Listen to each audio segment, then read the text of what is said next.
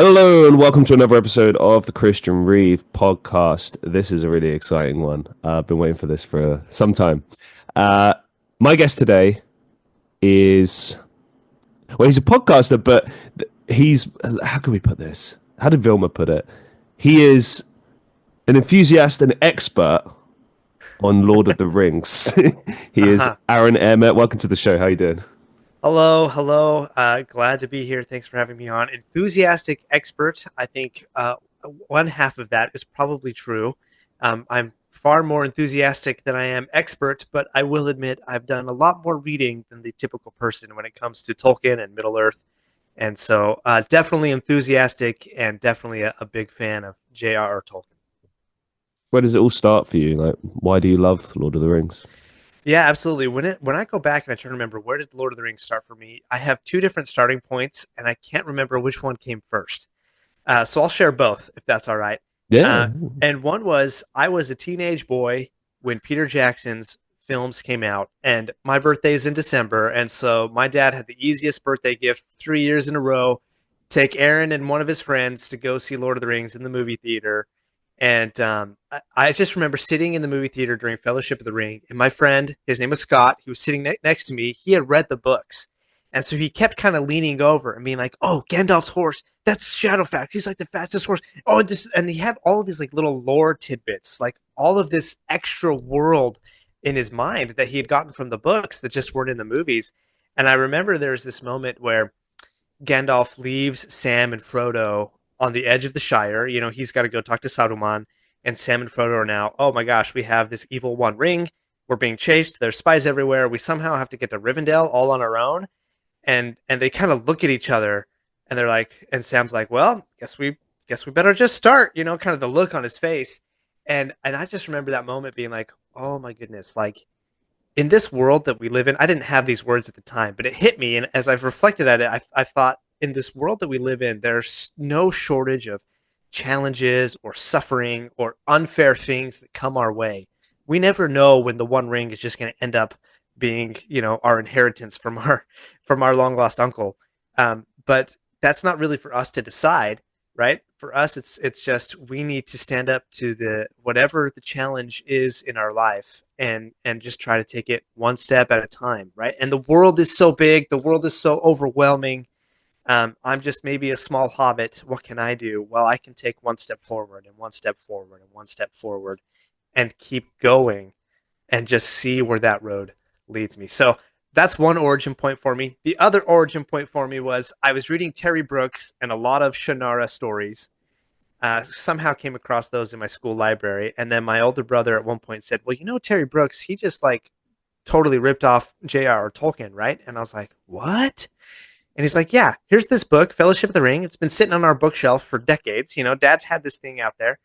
Go read it. And I read it, and I was completely hooked. And read all those stories. And then my older brother was like, well, you know, Sauron, he's just like the second worst person in Middle Earth. There's somebody even worse that he was just a servant for. And I was like, what? And he says, yeah, go read the Silmarillion. Dad's had it on his bookshelf for decades. Go read that. And I read the Silmarillion, and we can talk about what that is if you want, but read that and just between those two experiences of coming into Middle Earth, reading the Silmarillion, experiencing the movies as a young teenage boy, it's just been it's been I've been wandering Middle Earth for more than 20 years, and I have not found my way out since. As always, there's so much to unpack. Well, when you were breaking down, like, I suppose, like, maybe the life lessons that you took from Lord of the Rings there, or at least, like, what it's trying to tell you about life. Because the best stories always have a moral and kind of make you reflect on life. You know, even if it's Hmm. fantasy, they're still trying to kind of teach you something. And I never really looked at Lord of the Rings like that. Like, like you, I was a kid when it came out, and I was like, "Oh, this is fucking awesome!" Like, Hmm. wow, Hmm. And then as you get older, to be honest, Lord of the Rings, at least, like I'll put my hands up. I never read the books. I've always been kind of more of a film guy, more of a audio guy, storytelling, that sort of thing. I love Hmm. books. Don't get me wrong. Like it's just difficult for me to, maybe it's ADHD, but I can't really sit there for a long time reading a book. Like it's hard. Like I can It can be do it. tough. Yeah. Yeah, I can do audiobooks though, so Hmm. maybe that'll be Hmm. the way. Yeah. But yeah, I mean, Lord of the Rings is one of those ones where it's like there's a lot to it, and we'll go into that in a bit. But with a lot of the things that we had growing up and how we experienced them, obviously, as you get older, they feel different, they look different. But Lord of the Hmm. Rings is like weirdly one of those ones that just anytime I see it, it just hits me the same way it did when I was a kid, and I think it's because with a lot of like film to or book to film adaptations, sorry, they were around film from book adaptations. Obviously, they change stuff. They, Hmm. they adapt it and stuff, and you have to do that. Right. But from what I understand, it's a good, faithful representation, and it kind of gets the point across. And like, I've always been big on like movie scores and cinematography Hmm. and the storytelling. And when you put all those three elements together, that's when you get the very best stories. And I feel like it's like you hear the music from it, you think about the way the characters interact with each other. I mean, like for example, I remember growing up with this kind of horrible like lad banterish bullshit in my friend group. Like everyone was mocking each other and just Hmm. being mean and like oh, a man isn't weak and a man isn't sensitive and all this bullshit. And then you've got like Aragorn, who is heir to the throne, the king, and he's like so like they're all really sweet to each other and nice and like they're not afraid of like kissing a man, hugging a man, like embracing each other. Like I think that kind of at a young age kind of made me think like, oh, that's what brotherhood is about. It's not Hmm. about mocking each other, tearing each other down. It's about recognizing that everyone in the group has something to gift and something to give, and you support each other and you bring out the best in one another. Like the in Return of the King, the thing that always gets me is the scene where Aragorn just turns around to them and says to Frodo, like, "Oh, you bow to no one." And Right. like, Oh, it's yes. like, oh, Oh, I get chills oh, just thinking about that right now. yeah, Yeah. um, yeah. There's just like a lot of stuff in there that really makes you think about human relationships and Yeah. how people can be if they're just a bit more taking from, I suppose, the terrible words today, but like just coming from the heart, not thinking Yeah. about, oh, what can I gain from this? What can I want? Hmm. Maybe it's all just about being there for people and bringing out the best in one another. Yeah. And maybe just doing the best that you can with the situation that has been given to you. You watch the movies, and certainly Legolas and Gimli had some back and forth, some one-upmanship, some a competitive spirit to them, but it was not in a spirit of I'm going to tear you down, but it was in a spirit of how far can we build each other up, right? How far could we go? And I love that you've kind of tapped into this, particularly the portrayal of men in Lord of the Rings in both Mm, books and movies. And there's an interesting phenomenon that I am observing from afar on social media. There are a lot of women who love Lord of the Rings, and many times they say it because I can trust the men in Middle Earth.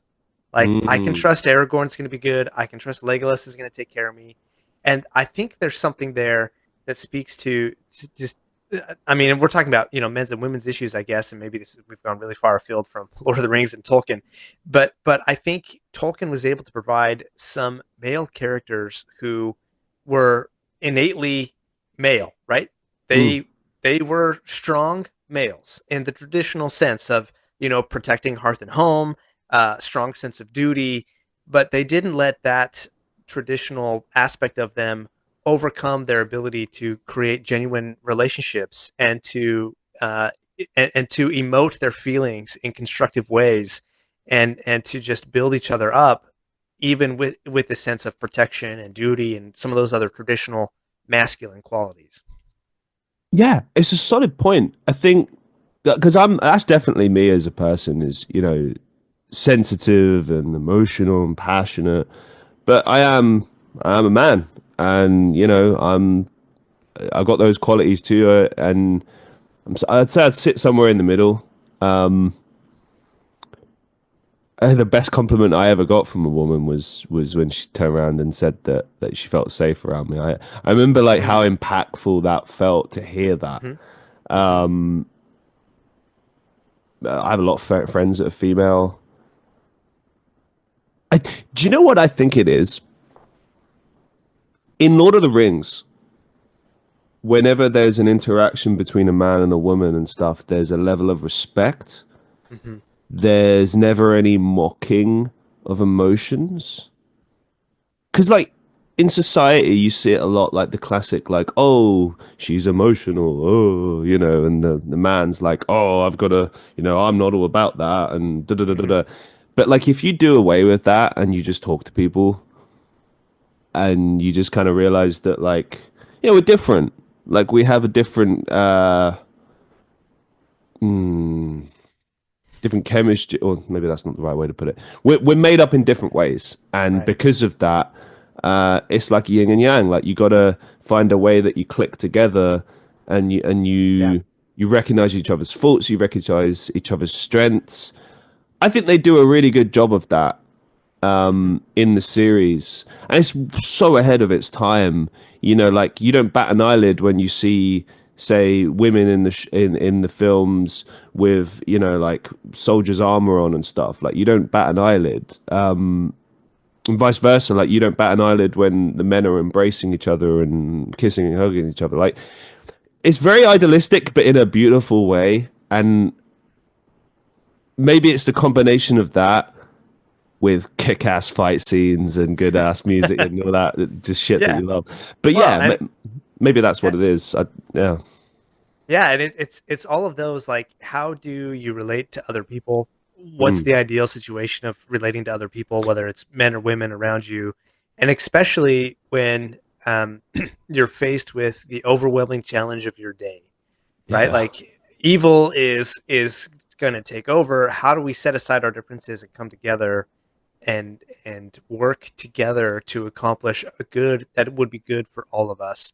And I think there's something inspiring about that. I mean, any person listening could articulate the number one challenge in their life a little bit differently. But at the end of the day, what I think Tolkien does and fantasy in general does is puts a layer of abstraction, if you will, of our current life's problems and puts them into these symbolic forms of Sauron, the big evil guy who just wants to dominate, or Smog the dragon who just wants to keep his gold, or whatever the challenge is in front of us. Boromir, who I see, I have this great weakness and I see a solution to that problem, but I don't really understand all the implications of that solution.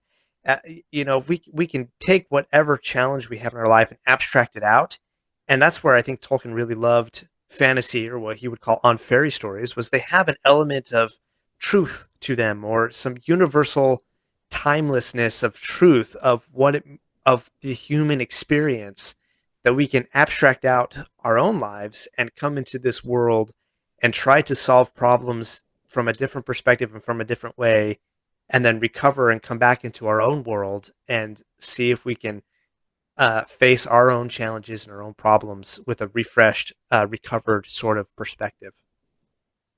Another thing I wanted to add that I forgot to mention in regards to what you said about maybe possibly why women love it is that, or at least they love the male characters, is that I think it's because they're principled. They Mm. have they Mm-hmm. have principles, very clear principles. Like, you take a character like Aragon, he's almost like the ideal male role model because he's Mm-hmm. principled, he's fair, he's not a pushover either. He knows when to fight back, but he'll always do it in a way that's reasonable, and he'll think things through. And Mm-hmm. he's got emotions, and he's got that under control, but he's not afraid to show it either. And when I look at, like, my friends, my male friends and how they talk to women and how they are as people, I see the same principles. Hmm. I'm beginning to notice as well. There's a divide in ages. Like my age, I don't know how old you are, but I'm 31, nearly 32, and I've noticed people my age tend to have that more principled view of things and place more importance on that. But then the younger generation doesn't seem to have that, and it's kind of like, I am generalizing. I know not everyone is like that, but it's all down to what you're exposed to. And if you look at society right now, it's I feel like we're losing a lot of that because of what's being put out there. And if you look at like how you laid that out, the metaphors within Lord of the Rings, what things represent: greed, evil, brotherhood, love, power, like all the classic things that we've recognized. But I'll be honest with you, I never really looked at it that deep, but maybe I should have.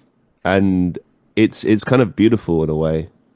Like you Well, mentioned Boromir, and mhm. he's my absolute favorite Lord of the Rings character. And I think the reason why is because okay, I wouldn't call him a villain. I love villains. I love to play villains. I love villains in story, but he's like the classic flawed hero in the Hmm. sense that obviously his character is there to demonstrate within the story how men can fall to the power of the ring and what that represents and stuff. Yep. However, I feel like his story is great because like Aragorn, he comes from the same makeup. He's principled and everything. It's not just a sudden like, oh, he's evil. Like you can see the effects of things. Like there's jealousy, there's envy, but it's not from his character. And again, that's a lot like life. Like you can become just obsessed and jealous and envious, and it can cloud your judgment. And that's what they're Hmm. trying to say with Boromir is his judgment is cloudy. If he would just stand there and talk with Aragorn and see things the way they really are, all of that would dissipate. All of that would disappear. You know, and they nearly get there. And the moment at which it really happens is obviously his spoilers, Yeah. his death. He's like when he says the fateful lines, like and I would have fought to the very end with you. It's Hmm. like that that's sincere. He's not just saying that because he's about to die. Like he means it. And Aragorn is distraught. That's his brother in arms, and he's only just fallen to the power of this ring, but really what has he fallen to the power of? Jealousy and envy. But you know that can't break a real friendship. Yeah. Yeah. Yeah, absolutely. And I love that scene. And it goes to speak. I mean, Boromir, there's so many different themes in that character arc, and he is a really interesting and nuanced and complicated character, right? As you go through and you look at how Aragorn treats Boromir, and he could have said, "Oh, well, you tried to take the ring from Frodo. I am now going to judge you by your worst moment of your life." Right? And that one poor decision that you made, which would have had drastic consequences for humanity, um, you can be redeemed from that, right? You don't. That does not have to be the defining moment of your life in your character, right? So Boromir comes back. He tries to apologize to Frodo, but Frodo's already gone. He tries to save Merry and Pippin. He dies in battle. This great warrior dies in battle, saving two halflings who don't even have the ring, right? But he dies in that battle, and Aragorn, does not judge him by his worst moments, but he accepts him as a whole character, as a whole human. And I love how the movie kind of takes Boromir's gauntlets, his bracers, and Aragorn now puts those onto his wrists, sort of in honor of the sacrifice and the duty that Boromir performed on behalf of the quest to destroy the One Ring. And I think that's just a beautiful thought of we don't have to be defined by our worst moments, um, but we can still do good even if we have fallen into a temptation in the past. Absolutely. Um, And again, I'd never really seen it that way. Like it's the perfect kind of metaphor for life. I mean, especially in this day and age, everyone judges each other. I'm not a big religious guy. I don't know where I sit on that, but I always do think about that quote of "Judge not, lest ye be judged," Mm, and I can't help but just see it all the time now because everywhere you look, people are judging each other. hmm But in Lord of the Rings, in that world, they don't judge each other. As you said, they'll call each other out on things, but hmm they don't hang it above them like this heavy rain cloud that won't go away. You know, it's like you made a mistake. You rectified that. We hmm move on hmm because we are not we I think it always comes down to this. We are not our mistakes, but our choices in life. hmm You Yeah. know, and if you I think being a good person comes down to choosing to be a good person, choosing to do the right thing. Yeah. You know, good people do bad things, bad people do good things. It's all about choice. It's all about trying your best to be the very best that you can be. And I feel like in that world, it's a perfect example of that. I mean, just look at Frodo. That character physically is small and weak and would get destroyed in about 30 seconds by anyone. But he is the strongest of them all because he has the courage to just go into the most dangerous places you can go and to go through literal hell and suffering. And like when he recognizes that the best way to deal with this issue is to put the ring around him and wear it, even though it's killing him, like he wears that burden. And it's, hmm I know it's weird like talking to you now, like I'm realizing it and like it's all there, it's all obvious, but Yeah. it's really powerful. You know, the friendship that Frodo and Sam have and how like despite how horrible Frodo is to Sam, Sam knows that it's you know he's just going through this hard like okay if you take that in real life, someone going through a hard time, they're not attacking you because they hate you or because they're deliberately trying to be Yeah. mean. They're That's going not through their this true self. Yeah. exactly. Yeah, they're dealing with this situation, and a real friend stands by their friends in times of suffering and doesn't turn their backs on them. hmm And that's why Sam is the greatest best friend of all time. Yes, absolutely. Absolutely. You know, what you're saying there taps into, I think, one of the most often quoted lines from The Lord of the Rings. And it's Gandalf when he says, Frodo's like, I wish this didn't happen to me. Like, I wish these bad things didn't come to me. And Gandalf says, so do all who live to see such times, but that's not for them to decide. All that's for us to decide is what to do with the time that is given us. Right. And I love that you say there, like, people can make mistakes, but the mistakes are not us, right? The bad Mm. things that happen to us are not you. What defines you, at least in the context of the Lord of the Rings, and I think in life, are the choices that you make in the given circumstances that you're in. And I think that is one of those timeless, universal, and frankly uplifting themes from the Lord of the Rings is the choice to continue moving forward, even though everything is literally falling apart around you.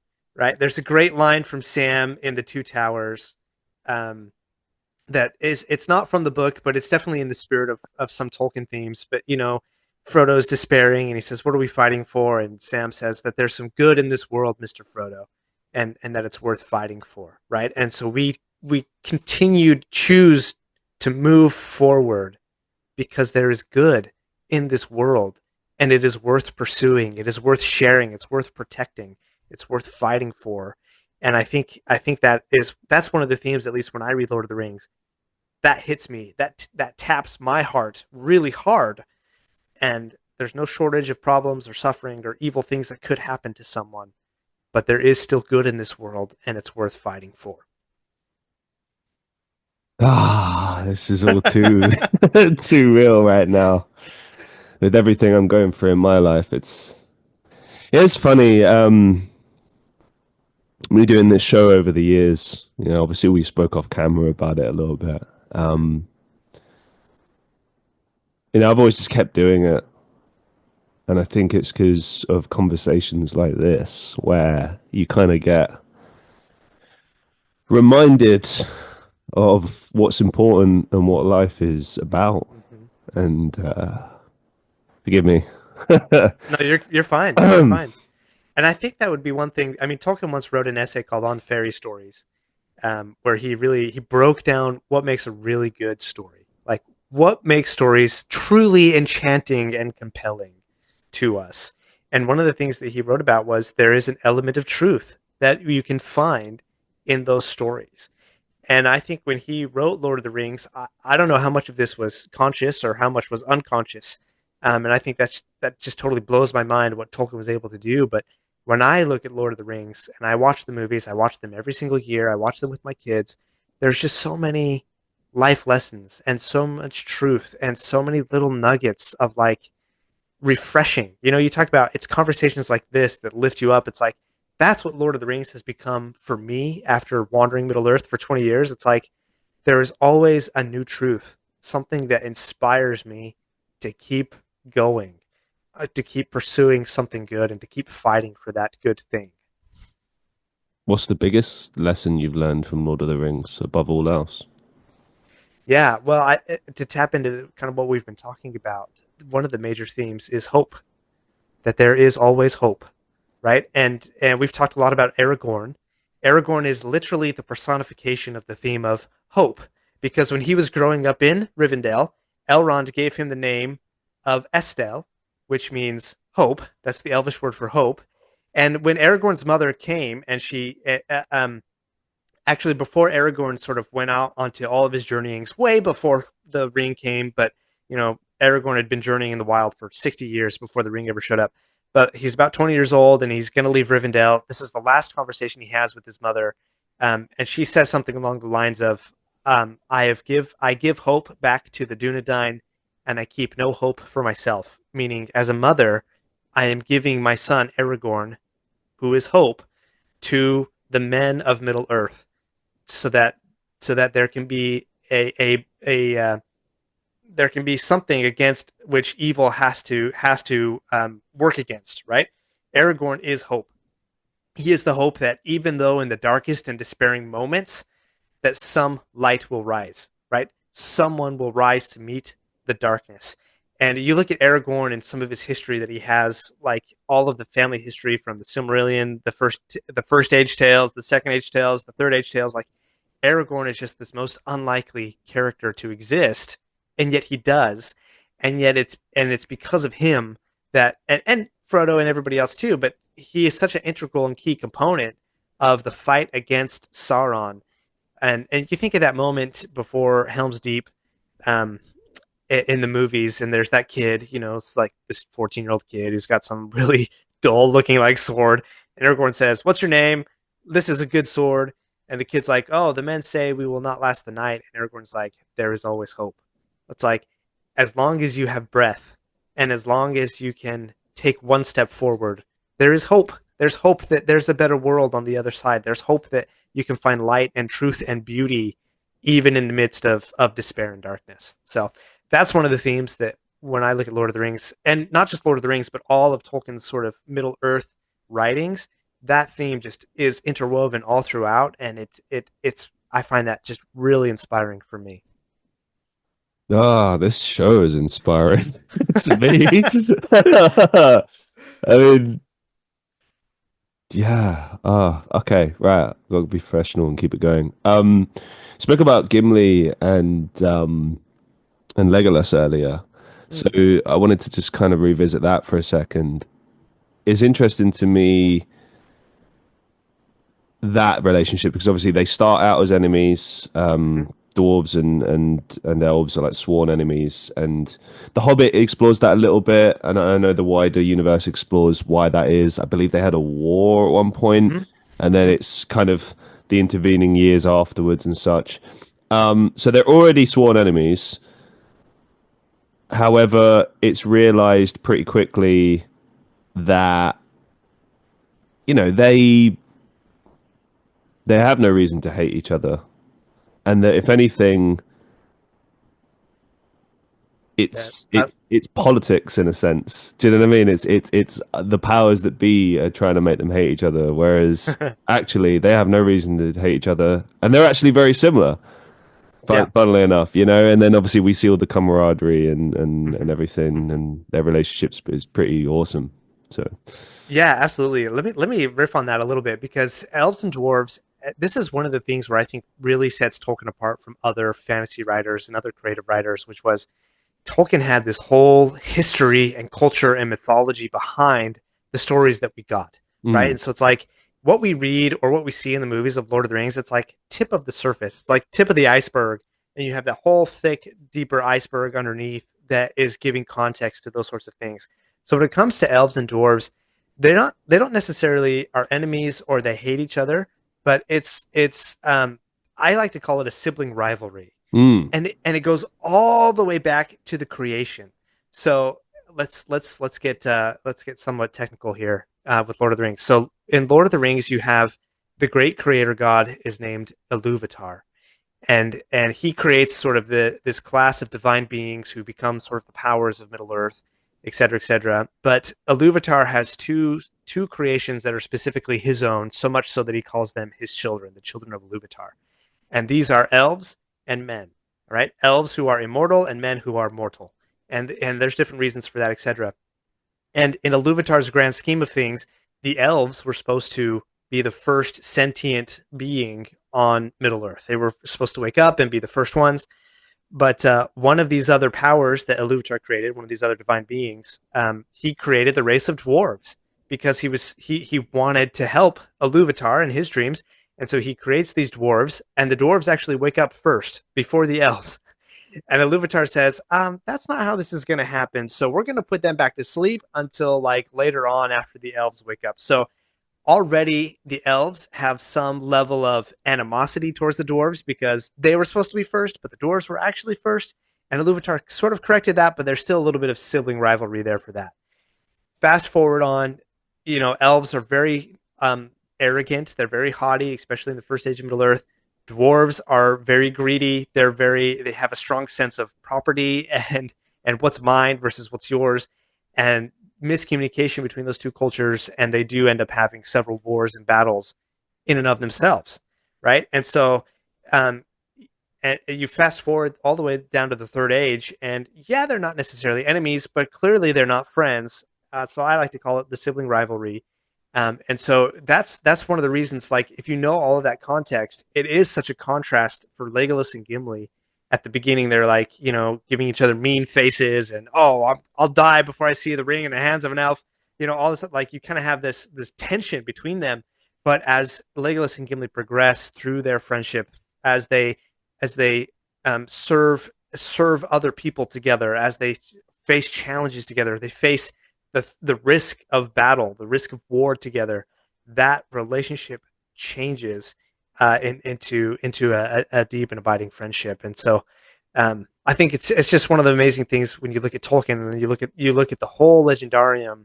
It just gives a deeper context to some of the things that you see in the film or you read in the books. one of the questions I wanted to ask you, I'm going to adapt it a little bit, but this is from Vilma. Shout out to Vilma. So she asked, or she said, Tolkien created entire languages and a very deep, rich history for Middle Earth, which we've discussed a little bit. Mm-hmm. Now, her question, I'm going to adapt it a bit. Her original question was, do you think modern fantasy authors attempt this level of depth? I'm going to change that to, why do you think modern authors are afraid to attempt this level of depth? Yeah, yeah, that's a great question, and one that I like. Great question, Vilma. And I've kind of wrestled this through a little bit. And I'll be honest, when I try to read other fantasy authors, I really struggle. I really do, because there's a voice in the back of my mind that's like, this is okay, but you could be reading more Tolkien. There's more Tolkien that you haven't read, so it's like, okay, I'll have to put that aside and go back to Middle Earth. And so, why is it such a struggle for fantasy authors to kind of do this today? Well, I think part of it is I think fantasy authors, Tolkien did a great job of redefining what the genre of fantasy is and like having these really strong elements. And I think everybody, not everybody, but I think most fantasy authors today are trying to copy the form without really understanding the power. And I think that's on the one side. So they think I have to have history, I have to have world building, I have to do all of this stuff. But what for the fantasy author, the modern fantasy author, what often comes first is I have a story I want to tell. Let me give it background.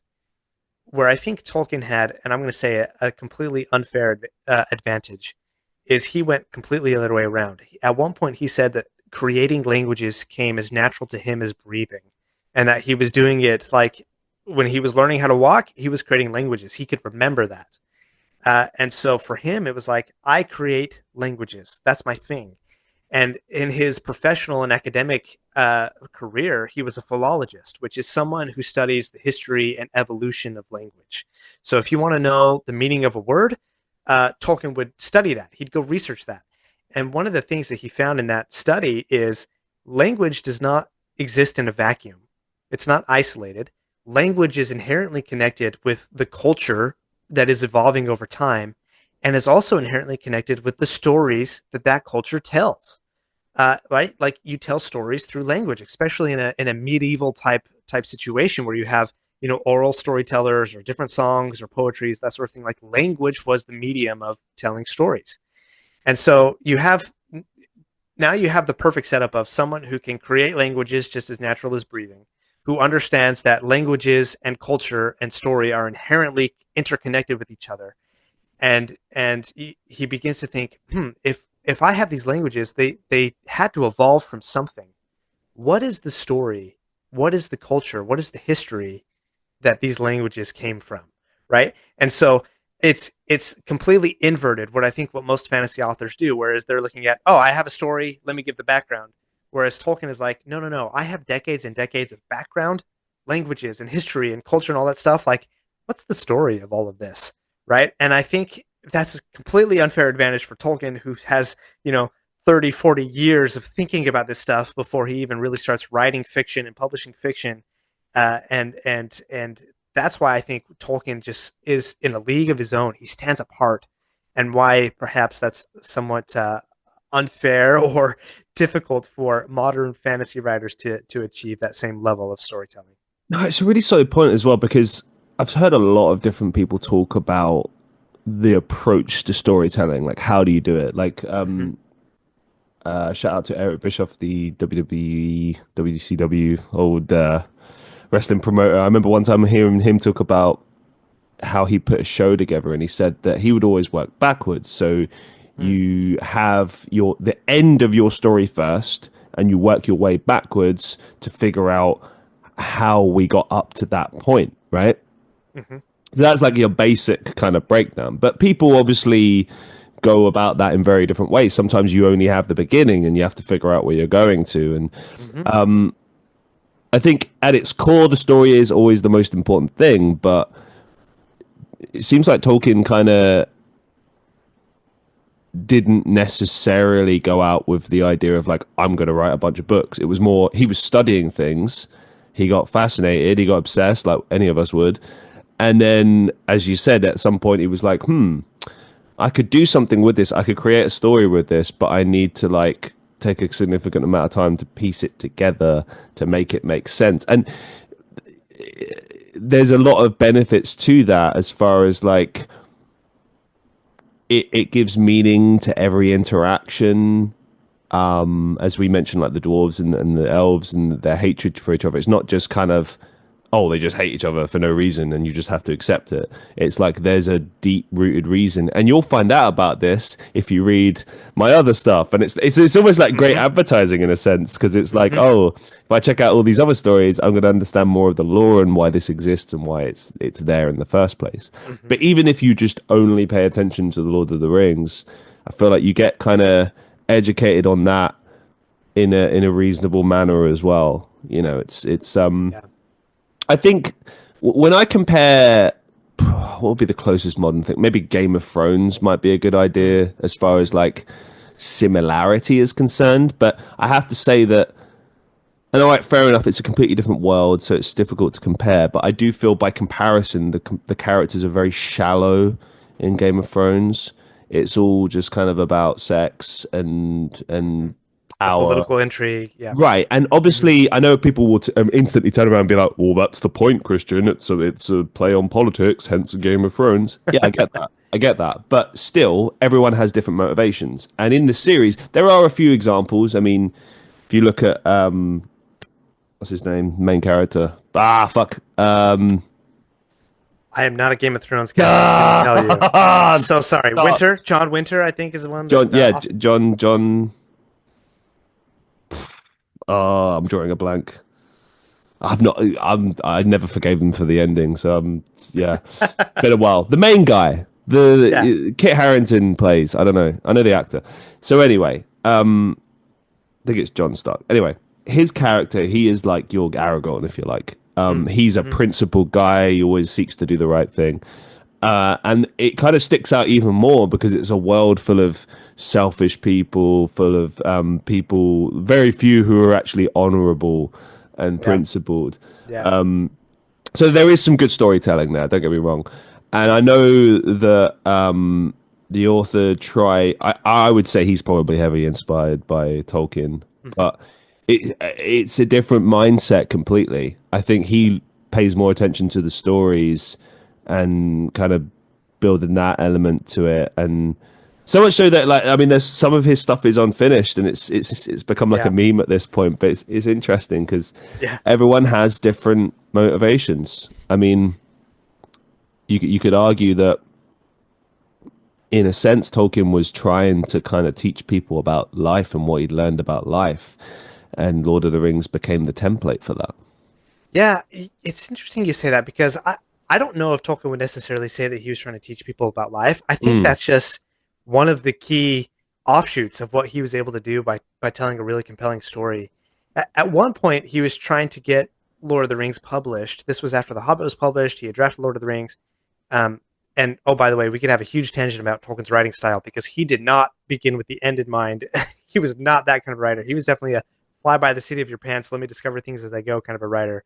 But at one point, he's trying to get the Lord of the Rings published, and he writes a letter to a potential publisher, and he sort of outlines his key motivations as he's reflecting back. He's articulating what his key motivations are. One of them was create a story for the languages that he had in his mind. That was one of them, and another key motivation that he had was he wanted to create what he called a distinctly English mythology.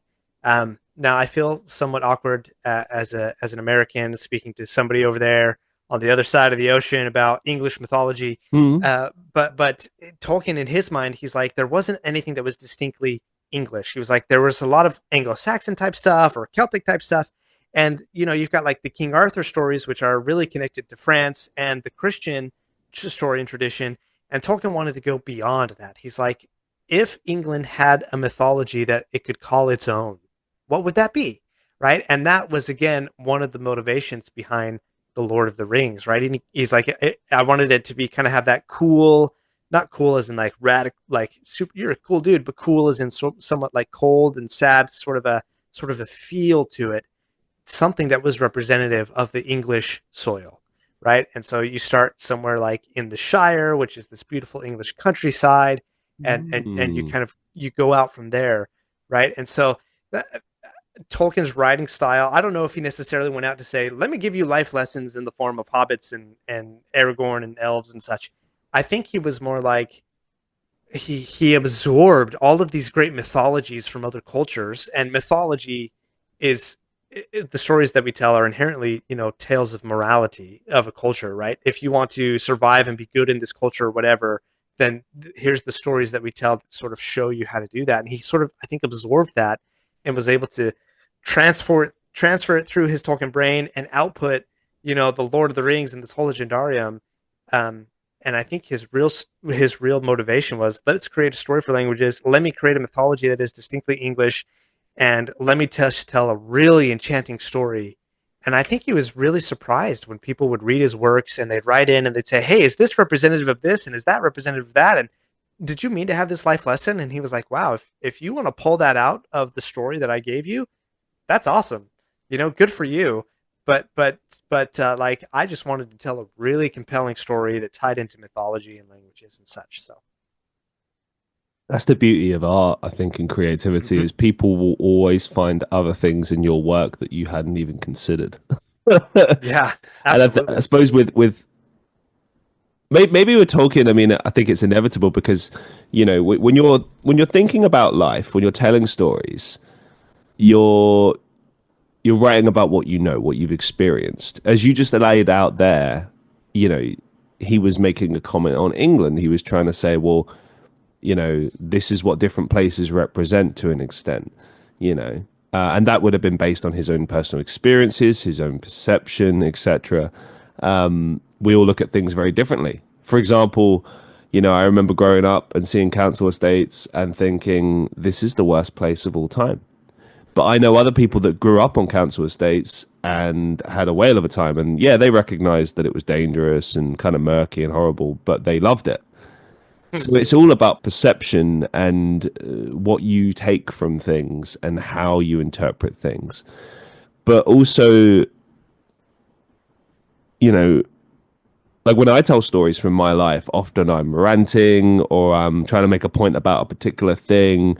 Maybe I'm trying to inspire, maybe I'm trying to laugh. I like to make people laugh. I like to make people just think a bit. But yeah, sometimes when you tell your stories, people will say like, "Oh, it made me think about this or inspired me to do this." And I'm like, Mhm. "Really? Me bitching about this thing made you think that?" Hey, great, good. Yeah, You know, yeah. like you said. I think it's interesting how these stories were written a very, very long time ago, Hmm. and they are every bit as relevant today, if not more. I mean, Hmm. the key thing and I think we've kind of covered this really already, but it's giving hope at a time when perhaps we need it most in the world. I feel like the world is a lot like Middle Earth. It's all kind of collapsing in of itself, and the world is destroying itself. And I know in my life, I'm desperately trying to find hope and move forward, but I'm also trying to give that to people. I look at like this podcast and I kind of think that I could easily stop it tomorrow and it would make me feel sad to do that. But I feel like it would be a disservice to the people who do enjoy it, who do get something out of it. And I get something out of it too. I continue to get inspired by it. And motivation is an interesting thing because in one moment you feel miserable, you feel, you know, not accomplished. And then other times you do. Like, I've been pursuing music all my life. I've been pursuing acting and music again and creativity and stuff since 2019. A lot of things have happened in that time. I've worked every kind of job you could imagine. I've experienced a lot. I've learned a lot. I would say I'm a better person because of it all. Hmm. And bringing it back to fantasy and things that you love, I look at those things in a different way now, too. Hmm. With the way that you were outlining Lord of the Rings and your perception and stuff, I would imagine that a lot of that probably started to form when you started living your own life and navigating through life, and then you come Hmm. and you return back to these stories that you know very well, but now you see them differently because now you maybe connect with those characters in a different way, or Hmm. you connect with the world in a different way. Talk to us a little bit about that, like about how your life maybe has been affected by the Lord of the Rings, or how it's kind of had a bearing on your life. Yeah, yeah. That's a great question.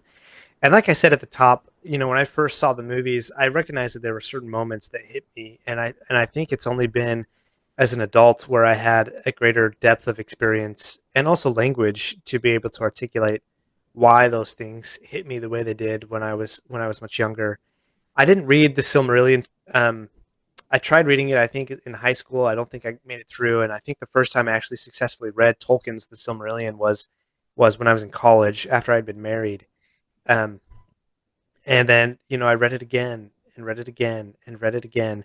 And every time I read it, I was like, there's more depth and richness and truth in these stories than what I recognized before. And I think part of that is just life experience, right? You go through life as a youth and you have a certain limited set of experiences of perceptions or illusions, if you will, right? and you become an adult, and it's very easy as an adult to become jaded, to feel Mm. like, oh, I had the wool pull over my eyes for certain ideas or certain things when I was a youth because, I just trusted what people told me. But life is hard. Being married is hard. Being a dad is hard. Trying to get a job is hard. Like, life is hard. And I think most people growing up as youth or teenagers, clearly some people are experiencing really difficult lives, but at least I didn't. My life as a kid and teenager was not particularly, difficult. I had a roof over my head and food to eat and all those sorts of things. But you look at an adult and now you're struggling through your own sort of adult problems, and you go back to some of those stories of your youth, and you begin to see there's some truth, there's some things, there's some moral principles there. And especially you look at the man Tolkien himself. Here's a person who is not particularly physically strong, right? Is much more in tune to, like, I want to go read or, paint a picture or do some I want to write some poetry. And all of a sudden you give him a rifle and you put him in the trenches of the Battle of Somme during World War One, right? And he's like, this is not the place where I'm supposed to be. But he did his duty the best that he knew how, and with the way that he could. Um, and he's got friends who are dying. He had this set of friends from college who they were like literary buddies. And there were four of them, and only two returned back from the war, Tolkien and another one of his friends. And Tolkien even gets sick. He gets trench fever. He gets sent back home. And it's while on that sick leave that he begins writing one of the stories that became foundational for Middle Earth and Lord of the Rings all the way back in 1917, more than 100 years ago, right? He comes back from World War One. You've got at least the Great Depression here in the United States. I don't know how much that affected what was going on in England at the time. And then you fast forward that into everything that happened in Europe during World War Two, right? And now Tolkien is living through his Second World War. He's involved in that war effort. Now he works Oh, on he f- cryptography, and those. He didn't fight, but his sons fought. His sons went right. all around the world, right? So I survived one world war. Now I'm sending my sons to the next world war, and then they come home, and you have all of the challenges of coming home.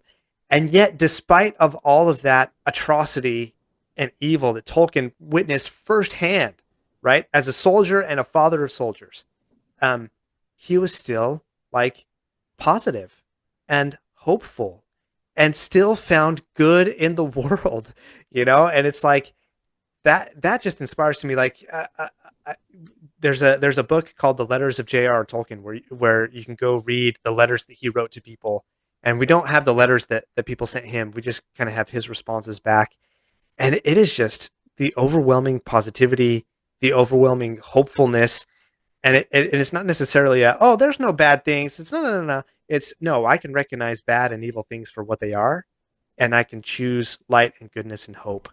And so for me, like, that's one of the things, you say, I could stop podcasting about Lord of the Rings today, right? I'd be sad to do that.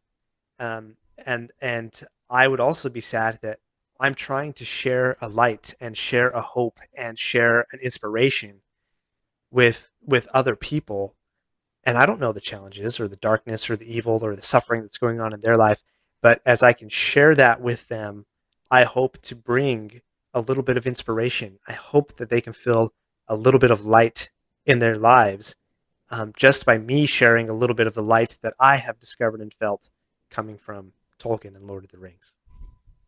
God damn, man. Oh, where do I go from here? Why do you think he chose to be so positive in the wake of all experiencing all of that? What do you think kept him positive? That's a really good question, and you know, I I don't have any personal experience with Tolkien, right? But just looking at the things that he read, and especially in his letters, um, and one of the core tenets of his identity was as a believer in Jesus Christ, right? Wow. And you mentioned before you're not particularly religious, and that's fine. But Tolkien was very religious, Mm. extremely religious, and for him and his worldview, um, it was the Christian story, right? Of everything that is evil or all suffering or all of those things can be made up in the grace and the suffering and the passion of Jesus Christ, right? And so for Tolkien, his view is there is hope because there is Jesus Christ, the Savior and the Redeemer. And I also happen to be Christian as well. I'm not necessarily Catholic like Tolkien was, but in his story on essay in his essay on fairy stories that I mentioned earlier, Tolkien talked about one of the redeeming powers of fantasy and on fairy stories, and that is he called it the eucatastrophe, or the sudden joyous good turn of events when all seems dark and desperate and hopeless, but things suddenly turn to good, right? And it's beyond what we might call a Deus ex machina, right? Where God's in the machine and like, oh, all the problems are solved. No, it's not necessarily that, but it has to make sense within the world, and he called it eucatastrophe. So it's like, um, you know, we're all about to die. Hey, the eagles show up, and we've seen the eagles before. We've seen them before, and there's a mythology and there's a legendarium and there's reasoning around that Tolkien has. But all of a sudden, you have this really good sudden turn of events that you didn't anticipate before, and Tolkien said in the story of humanity, the story of humankind, the greatest eucatastrophe is the redemption of Jesus Christ, right? And so he took that same sort of idea from his literature, and I think that was very informative of his worldview. Now, I'm not going to say that you can't choose positivity and you can't choose light and goodness, um, if you're not a Christian or if you don't believe in that faith story. Mm. That's fine, right? But I think for Tolkien specifically, that for him was a key component of who he was as a man and how he viewed life was the tale of the story of Jesus Christ. I get it, man. I mean, like I said, I go back and forth on religion. What I tend to do is take bits and pieces from all sorts. Like I think religion's quite a personal thing. I've had people on the show to discuss it before. You do you. It's one of those. Hmm. Like I Hmm. think that's, but that maybe that's the whole point. I remember probably the best thing I've ever seen in relation to religion. It was in the TV adaptation of The Stand it's a Stephen King book. Mm. It's about good versus evil, classic Hmm. fights. It's amazing for anyone who hasn't checked it out.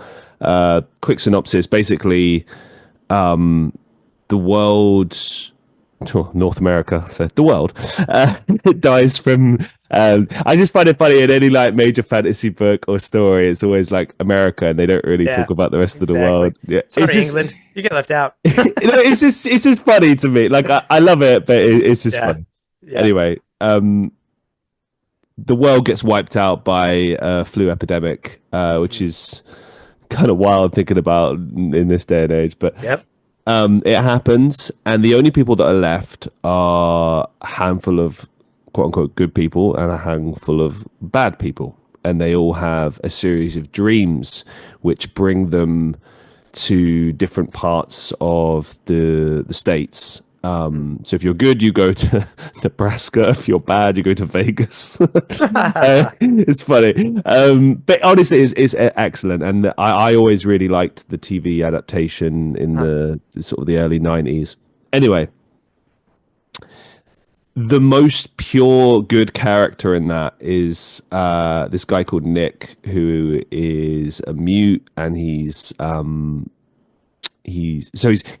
deaf and he can't speak, and but he's the most pure-hearted guy. Even like Mm. his worst enemies that are trying to tear him down and destroy him, he still tries to help them. Like he is Mm. that the personification of good. Hmm. And it turns out that he doesn't believe in God. Mm. And basically he gets brought along with all the other good people to this small like farmhouse where basically all the people have been having dreams, and those dreams have been telling them to go to a particular place. So all the bad people were told to go to Vegas, or the good Hmm. people were told to go to Nebraska, right?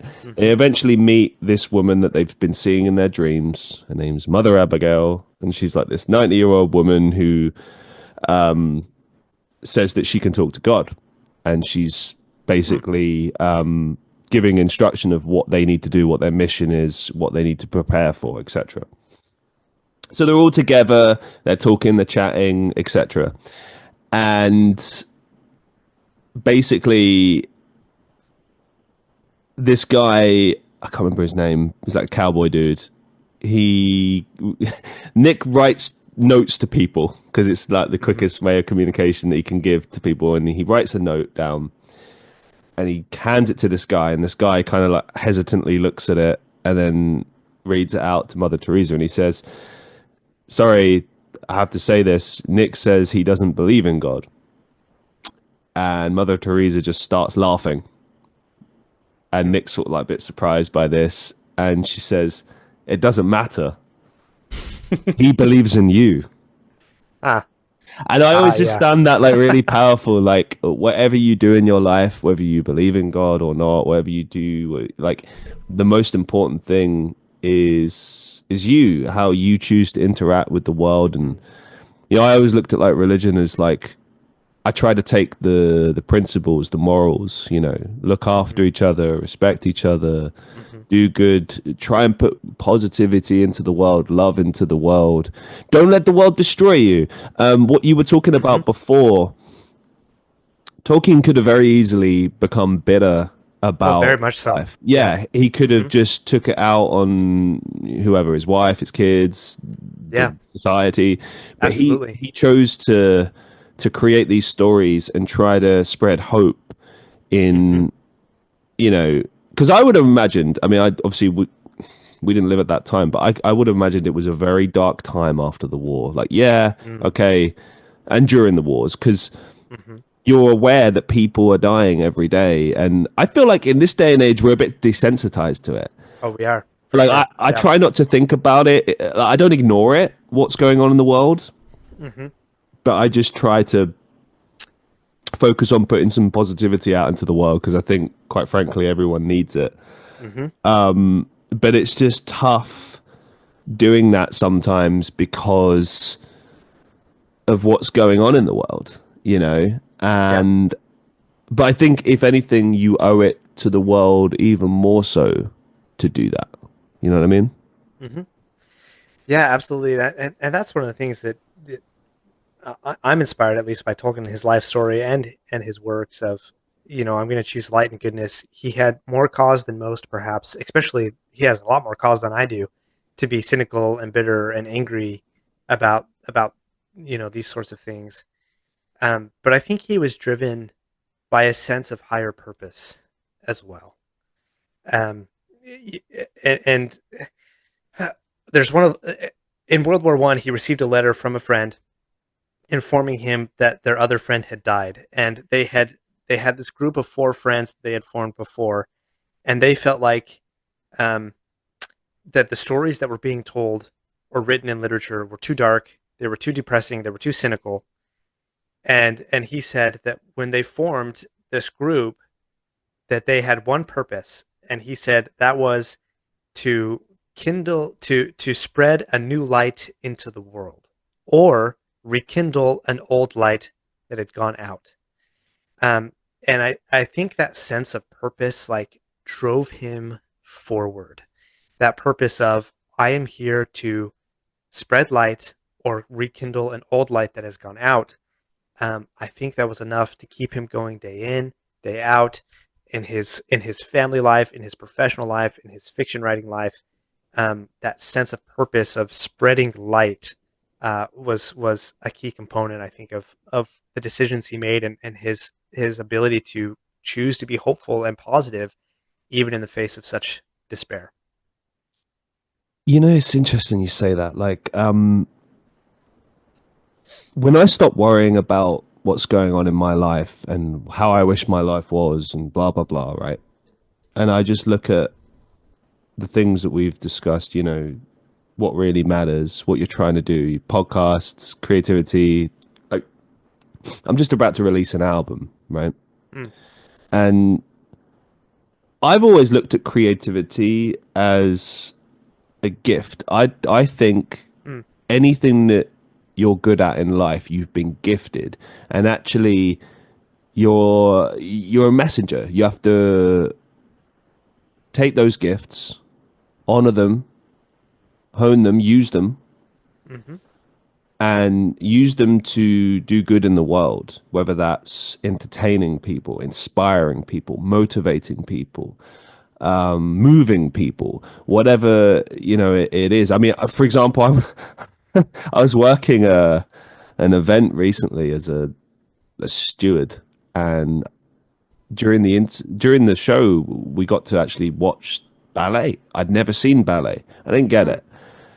And I didn't get it until the lights went down and I watched it, and I immediately got it. When I watched it and I saw it and I saw how beautiful it was, it was quite emotional. Yeah. It Yeah. reminded me of like certain classical shows I've seen over the years. Certain moment, like there are these moments in life that hit you in a way that you can't really explain. You just know that it's more beautiful than words can describe. And Yeah. sometimes that might be a beautiful summer's day, a walk in the park, interaction with your wife or your partner or your children, or an act of generosity, or whatever. Like there are just these moments that hit you and are beautiful and have to be cherished, especially Yes. in the darkest moments that a human being can go through. Like, I guess what I'm trying to allude to is that not only do we have to keep doing these things, these creative things, these things in life that we love, we owe it to the world to do so, because these are things bigger than ourselves, and anything that's bigger than ourselves is, I would see that as like an obligation to keep working on, to something that To you, pursue. Yeah. right, you know what I'm saying, yeah, Yeah. like Yeah. I imagine I mean, I know for religious people, it's spreading the word of God. That's what that is. It's And the idea being that you're trying to help people by doing so. I had the same motivation with the things I do. It Hmm. all comes from a place of love and positivity. I think that's why people like me. No, I mean, I don't mean that to Yeah. sound so No, no, egotistical, no, but no, no. That's but good. I've always said you'll get the good, the bad, and the ugly with me. If things are going wrong, I'll tell you that they're going wrong. If things are going right, I'll tell you they're going right. I think people like me because I'm authentic. I will tell you the Mm. truth. I won't lie to you. I won't try and pull the wool over your eyes. I won't pretend to be anything I'm not. And the world needs more of that, because the world is full of fake people. It's full of Mm. people trying to sell you things, people trying to lie to you. But as you said at the very beginning of this, just because all of those things exist in the world doesn't mean that there isn't good in the world, because there is good in the world. There is beauty in the world. There is love in the world. And Hmm. I live for that. Whenever I see it, I embrace it. I share it. I point people towards it. I'm like, hey, look at this beautiful thing. Look at this amazing thing.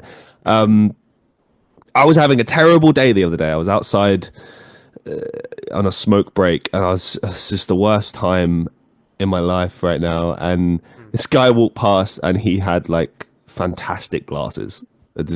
Yeah, he was just dressed in like workman's gear, but his glasses were really cool. And as he walked past, I said it in the most like miserable way, but I was like, "Nice glasses," and he was like, "Oh, thanks." And he walked away, and I remember thinking like, I did that because A, they were cool, but Yeah. also B, that might have made his day. I don't know how Yeah. his day went. My day was terrible, but maybe Yeah. that made his day better. And if that made his day better, then brilliant. That was worth it. Yeah. Yeah. Yeah. Absolutely.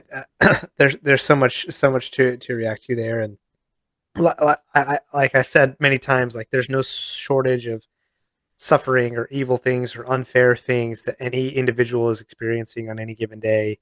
And so, I believe, and I think I, well, I can't speak for Tolkien here, but I believe at least anything we can do to spread that light and to spread beauty and joy and love, I think is definitely worthwhile and definitely worth trying to do. and especially if that's a creative endeavor. Let's use another Tolkien term that he created called subcreation, right? Because for Tolkien and his worldview, like you and I live in the primary creation, the primary world, and that was created by a creator. For Tolkien, that would be God, and but this is a creation. And when we engage with art, and specifically with literature, that is a sub creation of this primary world. It's a secondary creation, if you will. One in the sense of the creative work in and of itself is a sub creation. Like we're making a podcast, or you're writing a story, or you're performing a ballet. Like that act of creating the thing is sub creation. But also the act of engaging with art and what's going on in your mind, in your heart, in your soul as you engage with creative endeavors is another layer of sub creation, right? You say, like, you didn't understand ballet before until you actually saw it on stage and you began to engage with it and you had this emotional response to it. That sub creation is you're experiencing that right there. And for Tolkien, in his worldview, he would say the drive for humans to be creative and to do this subcreation is an emulation or an admiration of what the primary creator did, right? So in Tolkien's view, God is the father, we are the children, and we are simply children trying to emulate the father of he created this beautiful world for us, and in our act of creation we are trying to emulate that in a certain way. I think that's how Tolkien would likely articulate that. Now we might use different words from different faith traditions or non-faith traditions, that's fine. But I think from Tolkien's perspective, that would be like the heart of the creative endeavor. Absolutely. Um, I've got so many questions for you, both here and written down. I'm just going to fire them at you and let's see where we go. Yeah. So, another question from Vilma. Peter Jackson's films are widely praised, but they made some changes to the source material. Imagine that. Mm-hmm. Which changes do you think were most effective, and were there any that you feel weakened the story?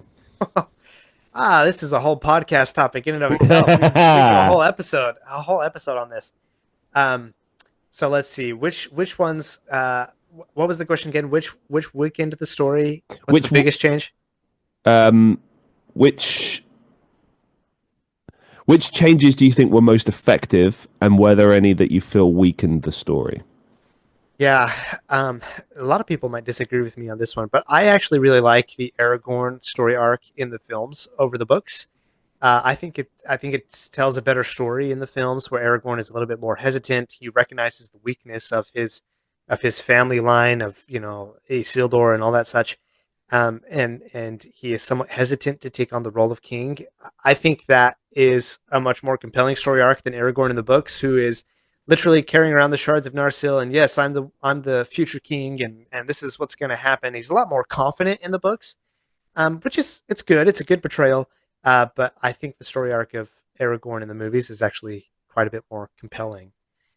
So I think that's one. There's a lot of ending stories, and people get really angry in the books. There's a whole scene where the hobbits return to the Shire after destroying the ring, and things are not going well in the Shire, and the hobbits sort of have to restore peace in the Shire itself. And Tolkien said that's the natural consequence of this story, and that's fine.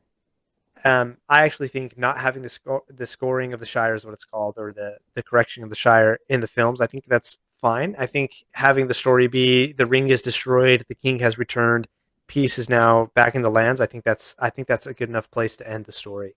Wasn't there like a sort of a dream sequence thing, if I remember correctly, in the films, yeah, where it looked like the Shire was being destroyed, and it was like, oh, this is potentially what could happen, etc. Yes, yeah, exactly. Yes, that's the Mirror of Galadriel when Frodo looks into the mirror and he can see sort of hobbits that have been enslaved and enchained, and she kind of tees it up as the mirror shows things that may not come, that have not yet come to pass or may come to pass or whatever. And so it's kind of a motivation for Frodo to be like, oh man, if I don't destroy this ring, then all the little hobbits are going to be enslaved. And it didn't quite get that far into the books, but for anybody who hasn't read the books, you can go read those. I won't spoil it for you who the key characters are there who are giving trouble in the Shire, but the hobbits essentially have to come back and restore order in the Shire in and of itself. It's not enough to destroy the ring and return the king and get rid of the Nazgul and all that stuff. Like that's not enough. They have to come back and save the Shire.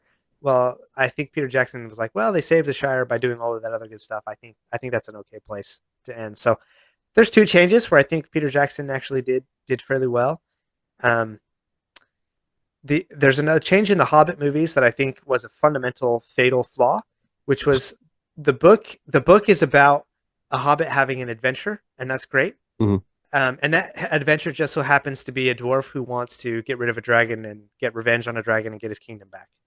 Whereas the Peter Jackson Hobbit films flip that on its head, where it's the story of a dwarf who wants to have revenge on a dragon, and it just so happens that they have a Hobbit who comes along with them. And I think that little shift in narrative was just sent those movies on a completely diverging path from what they could have been. You brought it up, so I might as well push on it. Yeah, like, but I want to add some context here before I ask the question. So the question is, what are your thoughts on the Hobbit movie trilogy? How does it compare to the Lord of the Rings? My personal take, I got like movie and a half in, and I was like, ugh, I still need to finish it. But I was Yeah. fed up because I knew that it was clearly just like, hey, let's try and redo Lord of the Rings again 10 years later. And like, don't get me wrong, yes, it's a different story, and they told us that it would be and everything, but making it into a trilogy and trying to market it as such, like, it just wasn't that type of a story as you laid out there. It was a different type of story. And I think the reason why maybe the Lord of the Rings trilogy holds up so well is because each part feels like a very different part in the story, but is structured in a way that it works. It makes sense that, okay, the first part is the beginning, the establishing of who everyone is, what everyone's purpose is, where we're going with this, what the mission is. The Two Towers is kind of the intervening time. It's like, okay, it's part of the journey, it's the beginning of the wars, it's some significant changes and shifts, like in any war there would be. You've got the moving of battalions, you've got political shifts, you've got all sorts going on. Yeah. And then by the final, this is the battle, this is the finale, this is everything that you've seen from the beginning to this point being finished and realized and everything, right? Yeah. That's Lord of the Rings. And then, I mean, that's just the structure. We're not even getting into like character development and everything, Right. like Right. this, the score, and oh God, I could go on. It literally, that is a podcast. Yes. Yeah. It absolutely is. Yeah. But with The Hobbit, I just feel like there was a lot missing. It was fun to revisit these characters, but they felt different. Like Gandalf did not feel like the same character. I thought Bilbo, like, that was a good casting. It felt like the younger version. Obviously, he would be different because he was younger, and that made sense. It's fun to see Frodo briefly. Like, there was a lot of fun elements in there, but I don't know. Like, there just felt like there was really something lacking. Yeah. And it felt like they were trying to just get some money. Yeah. a little Get bit, some money. yeah. But what's your Yeah. thoughts anyway? Yeah, absolutely. So, the Hobbit movies it's a challenge. And I remember having conversations when I first heard, oh, they're going to do Hobbit movies. And it was like, oh, there's going to be 2. No, there's going to be 3. Oh, no, back 2, dead 3. I could see them making 2 movies out of The Hobbit and condensing that story. That's fine. But they went way too far afield, I think. And part of that was Peter Jackson was not really involved from the beginning on The Hobbit. Interesting. There was a lot of work that had already gone together, and I can't remember. I think it was Del Toro.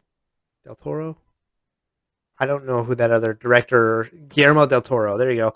I think he was sort of heading up the project for the first pre-production stages, and then about, I don't know, 2/3, 3/4 of the way through, he was like, I'm out. And that's when they brought on Peter Jackson. And so it was sort of like too late to make some corrective changes. So he kind of worked with what he had.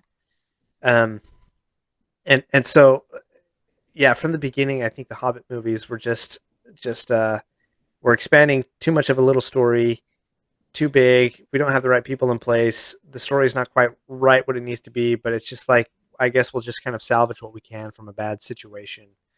And that's the Hobbit movies. Now that said, Sorry. I still watch them every year. Yeah, Every Christmas season, every December, sure. I do an extended edition marathon, and we start with the Hobbit films, and we do the Lord of the Rings films, and it's fun. But like you say, like watching the Hobbit films, it gets to be a chore. It gets to be a Yeah, chore. it's not again like I had fun watching it. It wasn't like oh it's so bad that it's you never watch it again kind of thing. Hmm. It was Hmm. fine. It just kind of I think it annoyed me because it felt like they were trying to redo Lord of the Rings, and I was like, you Yeah, can't redo it. That was a one and done. yeah. That These are different was stories. Yeah, yeah. Treat it as yeah, such. It'd be like if they were to try and do like a Godfather movie now. Like you could do an in-universe thing, and that could work, but you're not going to redo that. That was one and done. That hmm was that's not ever happening again. Accept it. Like part of the reason I feel like maybe Lord of the Rings was so good and why it worked was that it was kind of quite an outlandish thing for the time, but also it was the beginning of like everyone's experimenting. We're doing comic book movies, we're doing all sorts of stuff. We're trying right, to really branch out and give this fantasy right. thing a go, you know? And I Yeah, feel like that's why it worked, and by the time The Hobbit came about, I'm sorry to say, but like I feel like most franchises now, most films now do kind of just feel like a bit of a cash grab. It's like how much money can we make from this? I don't know if the choice to make it a right. trilogy was a Peter Jackson decision or if that was a studio decision, but it definitely felt like we're trying to make money out of this as much as possible decision. It didn't feel like Hmm. a like oh we're making this decision because of the story. Like I felt like Right. that's what the fans were saying. Even like the most hardcore fans felt like, oh, this is Yep. just trying to make money. Yep. But And I'd be one of those. since we're in the ballpark of other series related to Lord of the Rings, gotta get your thoughts on the Rings of Power series. What do you think about that? Yeah, I thought that this would come up. Um, Oh dear, I'll touch the nerve. yeah, I'm not the biggest fan of Rings Okay. of Power, and it's hard to say that because going back to judging and good people in Nebraska and bad people in Las Vegas, like it's like as soon as you say something like that, people like put you into a bucket, and I Mm. try to be a little bit more nuanced and articulate about different things. Um, I was extremely excited for Rings of Power when Amazon announced that they're doing a Lord of the Rings TV show. Like I was first on the band. I'm following all the social media. I'm listening to all the reports.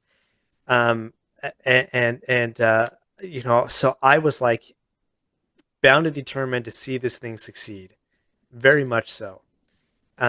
And then I watched the first season, and I just felt really um, disregarded as a fan. And for, and it's easy to say, oh well, you didn't follow this story or that thing. Like I understand that it's an adaptation. Like I'm not like I just spoke earlier about adaptations in the Lord of the Rings that are different from the books that I think were great story making decisions. When it comes to Rings of Power, I think they just felt like one of the things that the showrunner said early on before season one came out was, "We're going to create the novel that Tolkien never wrote," and that revealed to me a certain mentality of we're not going to actually follow the spirit and the themes of Tolkien. Now, I think the showrunners really love Tolkien. I think they know a lot of obscure lore. Like, cool, you know the obscure lore, but you're missing the forest for the trees. And if you don't have the big overarching themes of Tolkien, then then it's hard to say, oh yeah, but we threw in this one thing that he only spoke about in this one letter, and see, we know Tolkien, but you've already lost those of us who love Lord of the Rings and have loved it for a long, long, long, long time.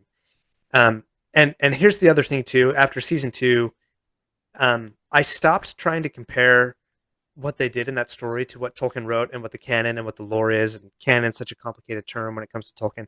I stopped just comparing it to the stuff that Tolkien gave us, and I just said, let's look at this story on its own merits. Is it a believable and compelling and good story?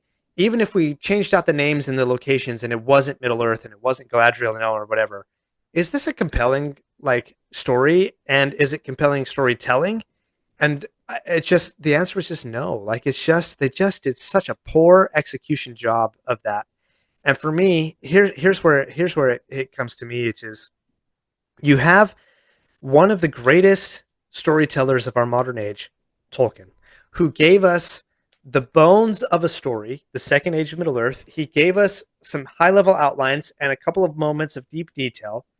And so choosing to do Rings of Power in the Second Age of Middle Earth, excellent choice, fantastic choice. That was the first and only great choice that they did for the setting of that story. So you have the greatest storyteller with a really compelling story, and then the money that Amazon spent on this show. I once did a calculation, and I was like, "What's industry standard for paying writers on a show?" Okay, it's this much. How much money did they spend on the show? Okay, it's this much. What type of a writer could you buy with that much money?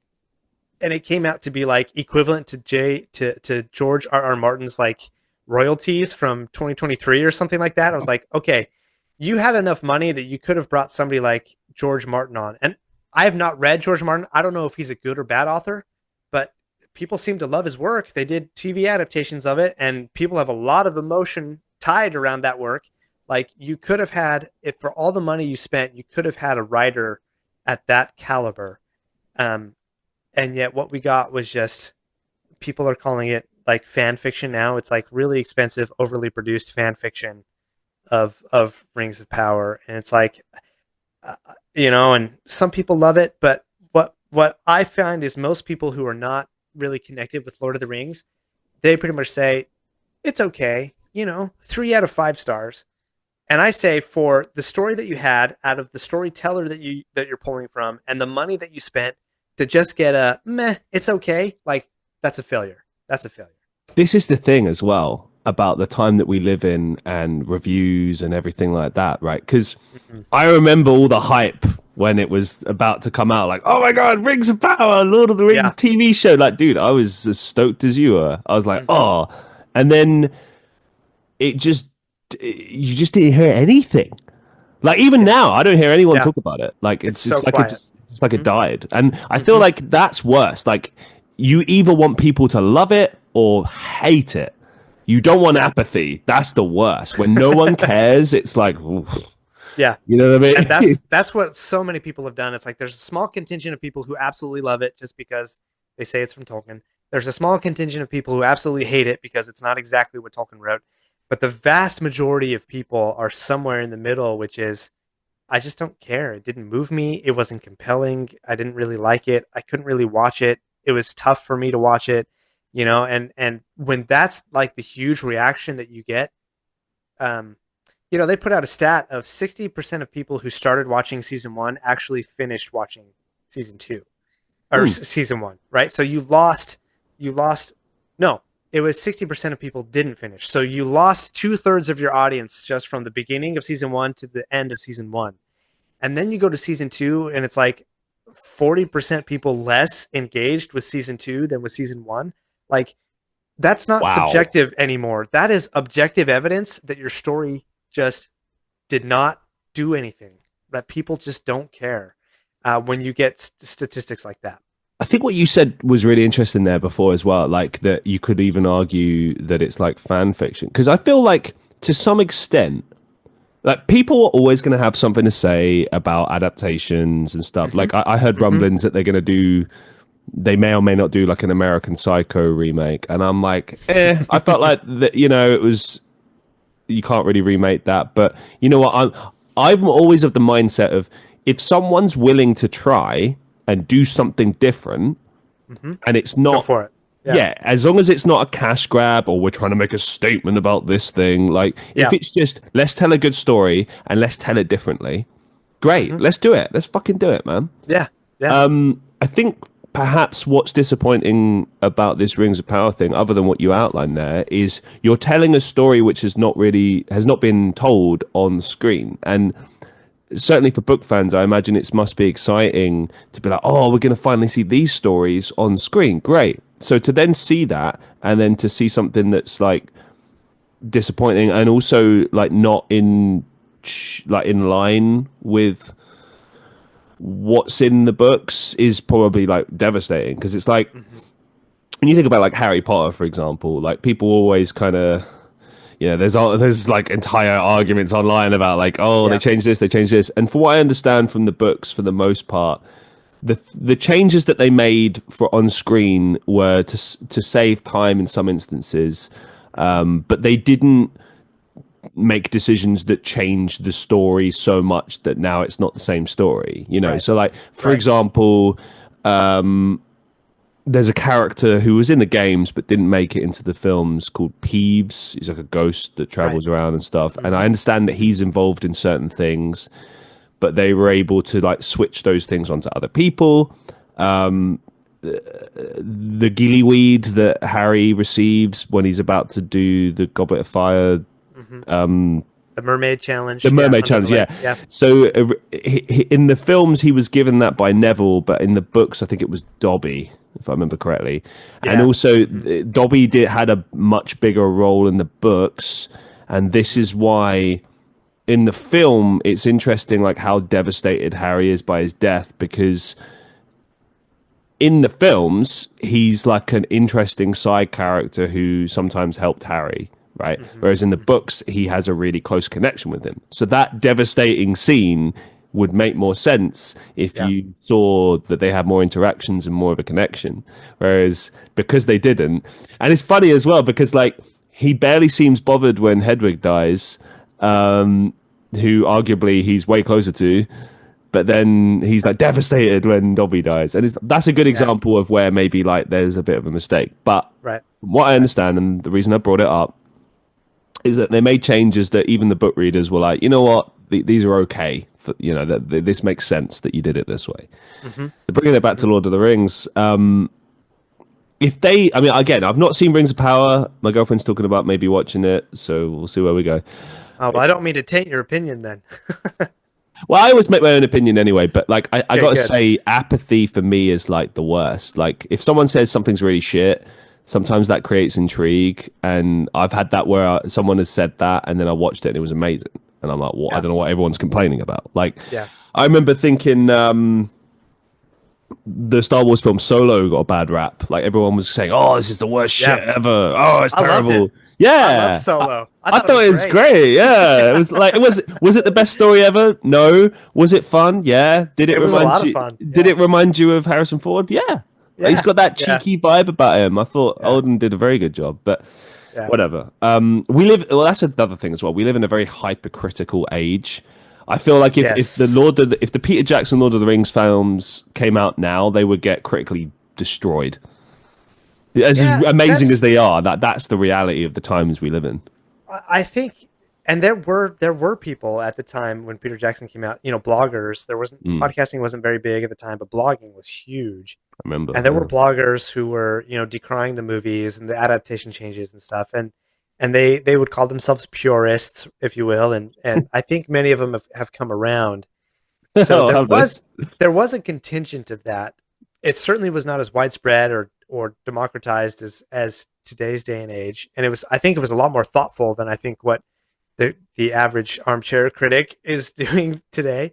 Um, but objectively, like, you can go back and watch the Lord of the Rings movies, and even if you don't know anything about Lord of the Rings, you have you are engaged in a really compelling story, and it touches you. Unless you're so unfeeling that you just think they're so boring. Like, I know a few people like that, and I'll tend to say they tend to be like super jocks that are into like super football, which nothing against football. I Okay. like watching football, but they just can't engage in those stories in the same way, and that's maybe worth thinking about a little bit. But most people can have a really strong emotional connection, even if they don't know anything else about the Lord of the Rings when they watch those films.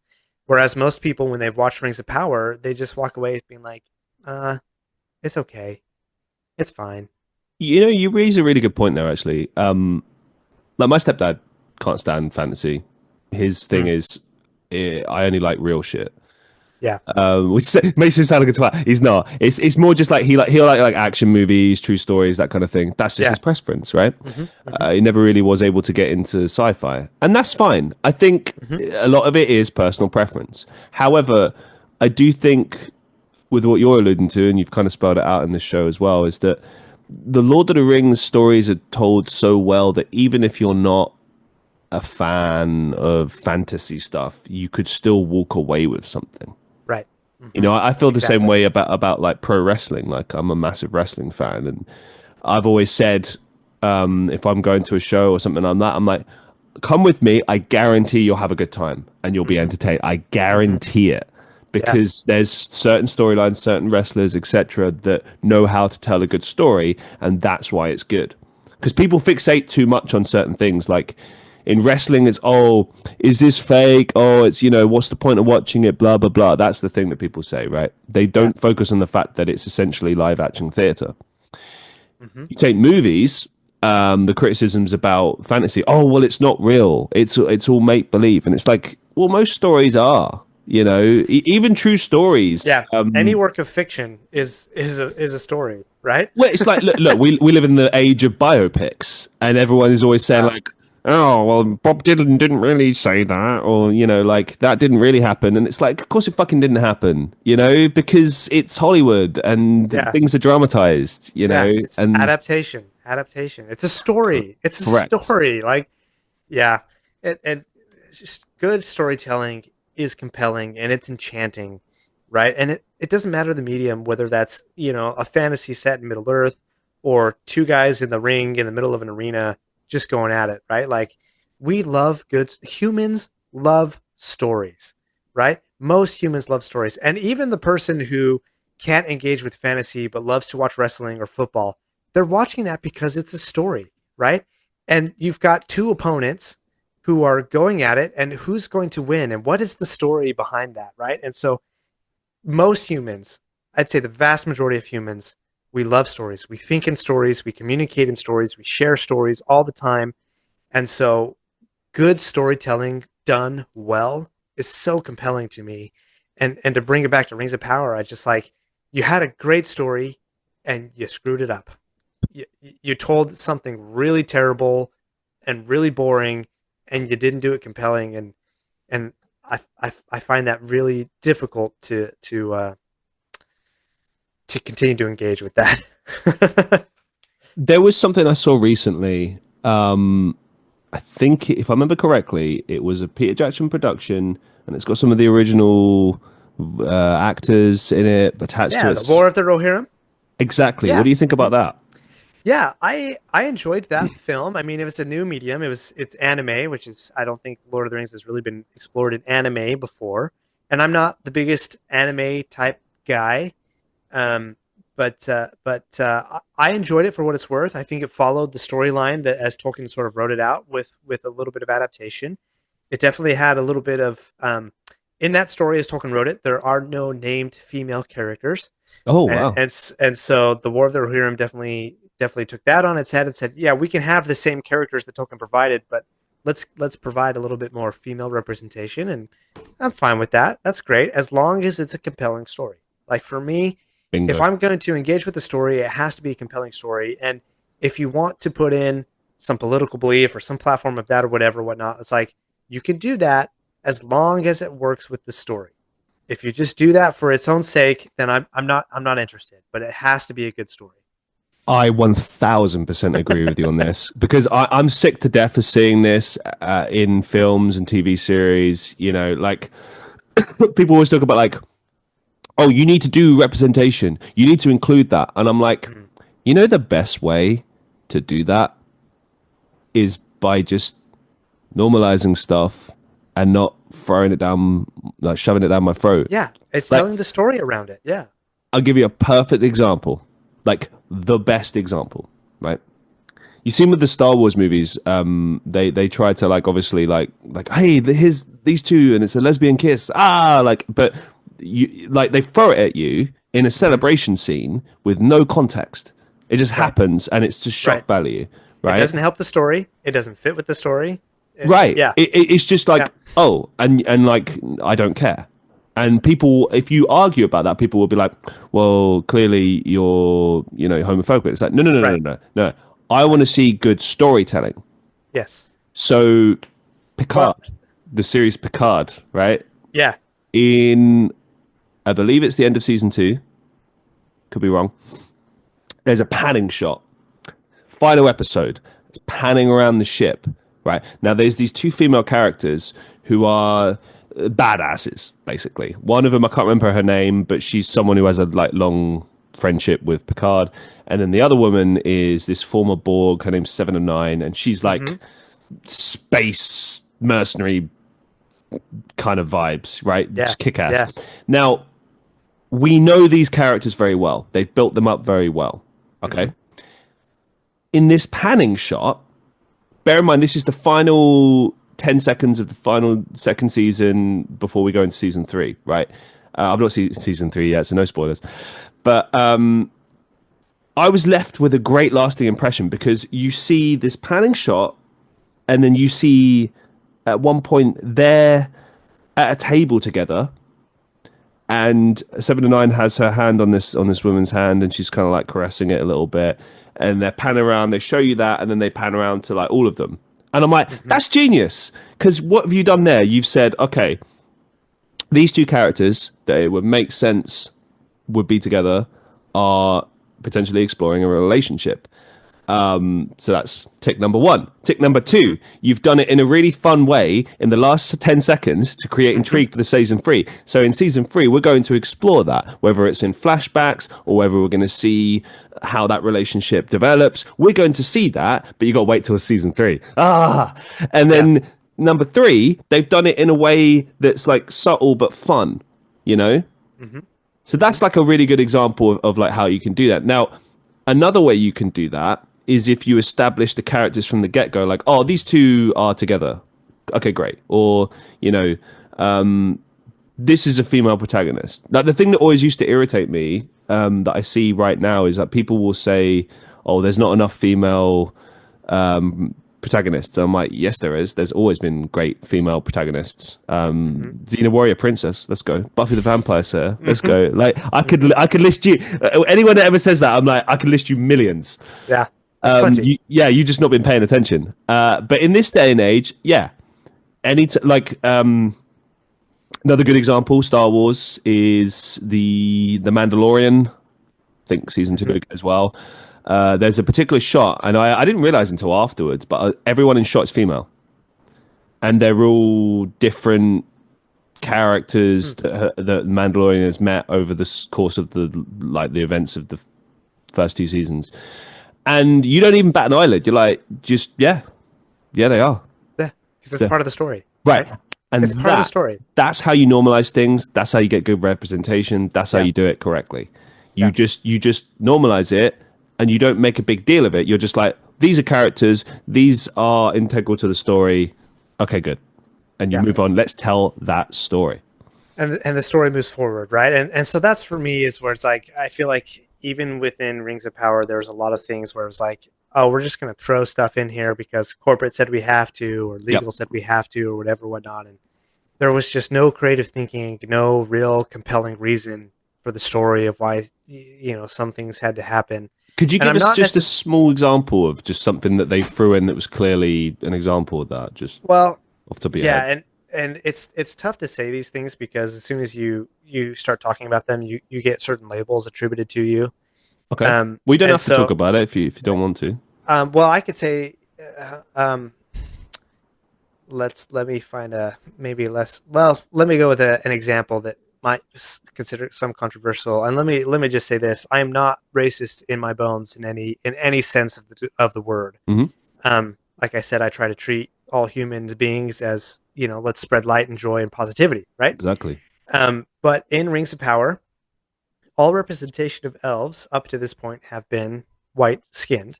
Hmm. And you look at Tolkien mythology, the material that he was working with, and that makes sense within the realm and the mythology that he's working with. But Rings of Power introduces an elf with black skin. Hmm. Um, There's no explanation of why. Does there have to be an explanation of why? Maybe, maybe not. Um, and the ironic thing is, Arondir, that's his name. Arondir, he's a totally made up character. He's actually the most like elfish elf in Rings of Power. Like all of the other elves are like not Tolkien elves, but Arondir, who has black skin, is the most elfish elf in Rings of Power, right? And so, I look at that and I'm not, and it's like, okay, does there have to be a black elf? Do all elves have to be white? I don't know. Maybe there's some interesting thoughts or conversations we could go around that, but is it helpful for the story? And it's like, no, you know, it didn't help the story at all for there to be a black elf, but others would Let me. argue as well that it didn't detract from the story for there to be a black elf either. So does it even matter if it doesn't add or doesn't detract? It doesn't matter for the This story. this this is key to us. Okay, were there other black elves? Was it just him? In season 2, we got an Asian elf. Um, I'd This have to go back and remember. I'd have to go back and watch it again because he was the only primary character who was of a different ethnicity than the other elves. because I'll this say is it that way. this is the key, right? If you want to do something like that, great. I'm all for representation. Let's fucking do it. But what we're alluding to is like singling something out, right? So Yeah. if his character is just, oh, this guy just happens to be darker skinned, it's like, cool, all right. So what's his motivation? What's his character? Like that's what I care about, right? Now, if it's no, we put him here, so we're doing our quotas, we're doing our representation. It's like I think if anything, it actually works against you when you try to do that. Mm-hmm. Yeah. Yeah. Because then, as we've sort of outlined it, it detracts from the story, and it's like, well, we're all trying to tell this good story, right? Mm-hmm. I think in because it's the Tolkien world that there are no rules. If this was like I see this argument a lot in like historical adaptations where people are like, oh, it's not accurate to history, and it's like, well, it depends. If we're trying to tell like a historically accurate story based on history, then you can't do that. If we're trying to do a work of fiction, then we can change the rules, do whatever we want. In Lord of the Rings, I think anything goes as far as that's concerned. But what you said is key. Like Tolkien really built depth and everything, and it's like, okay, if we've got characters that are of darker skin, let's explore that a bit more. Is that like is there like is it just random? Is there like a deeper reason for that? Is it Mm-hmm. just like there are different shades of because like I think a distraction. Obviously, everyone we spoke like people have spoken about this before, like the lack of representation in Lord of the Rings, how there's like no characters of other ethnicities, and it is pretty crazy to be honest. When you look back, you're like, oh damn, yeah, that is a thing. But that didn't stop anyone from loving it. Do you know what I mean? Like I have plenty of Mm-hmm. black friends that fucking adored it and continue to because it's a great story. But you look at it and you're like, okay, does it make sense for this to be here? I don't know. Like I saw people saying that this is crazy. When Black Panther came out, they were like, oh, there's only 2 white actors in it. I'm like, yeah, but like the story is that That's the story. that is the story. Like, what That's do you the mean? story. Yeah, Yeah. and like, so I, so I always look at it like, what is the story we're trying to tell? And I think, yeah, in Lord of the Rings, you can absolutely have characters from all different persuasions, but just explore it a little bit. Like, show me other characters that are of this race, so that I know that. Oh, okay, so there's just different like types of elves. Cool. Yeah. You Yeah. know, rather than And oh, you've just put this person here so that I accept your political message. Because I'm exactly. sorry, but with messages like that, they irritate me in a story like that. Like if the Mm-hmm. story is about tackling some social injustice, right? Then great. I expect Yeah. political messages. I Yeah. expect you to Mm-hmm. be telling me like this fuck this thing in society that we hate. Like absolutely. But when the story is it's a bunch of people in this fantasy land and every 5 minutes you're trying to like tell me off for Mm-hmm. things that because that's the thing as well. Most people watching a series like that are normal people that aren't sexist, racist, whatever. We just want to watch a good story, Yeah. you know, to escape Exactly. from the trials and tribulations of life. I don't want Uh-huh. to be sat there and told like, oh, And lectured at. And, yeah, exactly. I don't want to be lectured. Like I'm yeah. not racist, so I don't need to be lectured. But if If you you, can tell me a good story, then you can help me start thinking about things and engaging with things in a different level. If it tells like a really amazing and compelling story, that's how you can do it rather than just saying, "Oh, this is this because we said so." Like that begins to get out of the realm of timeless virtues and timeless themes that stories are very excellent at communicating. It becomes a product of its time, which I think those things just don't have staying power. yeah, I mean, the best stories always kind of make you forget about divisions and stuff and just focus on what's important. Like, Yeah. for example, one